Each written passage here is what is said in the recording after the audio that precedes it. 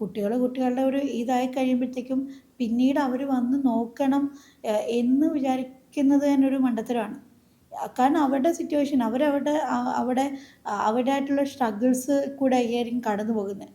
എല്ലാവരും അങ്ങനെ ആകണമെന്നില്ല. പക്ഷെ എന്നാലും ഒരു ബഹുഭൂരിപക്ഷം ആൾക്കാർക്കും പുറത്ത് ജീവിക്കുമ്പം അവർക്ക് അവരുടേതായിട്ടുള്ള സ്ട്രഗിൾസ് ഉണ്ടാവും.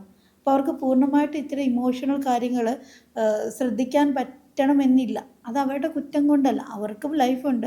അവർ ആ ഒരു ജീവിതം കരുപ്പിടിപ്പിക്കാൻ വേണ്ടിയിട്ടുള്ള ഒരു കഠിന പരിശ്രമത്തിലായിരിക്കും പൊയ്ക്കൊണ്ടിരിക്കുന്നത്. ശരിക്കും പറഞ്ഞാൽ ഈ ഒരു പിന്നെ ഇതിനൊരു ജോബ് ഓപ്പർച്യൂണിറ്റി ആയിട്ട് കാണണം എന്ന് ഞാൻ പറയത്തുള്ളൂ. നമ്മുടെ ഈ നാട്ടിലെ കുട്ടികൾ പിന്നെ യു കെയിലൊക്കെ എന്താണ് അവർ കെയർ ഹോമിലോട്ടാണ് പോകുന്നത്. കെയറർ വിസ എടുത്തിട്ടാണ് പോകുന്നത്. ആ പണി അവർക്ക് ഇവിടെ ചെയ്ത് അത്യാവശ്യം നല്ല രീതിയിൽ അവർക്ക് വരുമാനം ഉണ്ടാക്കിക്കൂടെ? പാർട്ട് ടൈമായിട്ട് ചെയ്യാമല്ലോ അത്. ഇപ്പം ബംഗാളികൾ ഈ പണി ഏറ്റെടുക്കും എന്നാണ് എനിക്ക് തോന്നുന്നത്. കാരണം ഇപ്പം നാട്ടിൽ മലയാളികളില്ല. അപ്പോൾ ആ ഒരു സാഹചര്യത്തിൽ ബംഗാളികളും ഈ ഒരു കെയറുടെ പരിപാടി ഏറ്റെടുക്കാനുള്ള സാധ്യതയൊക്കെ കാണുന്നുണ്ട്.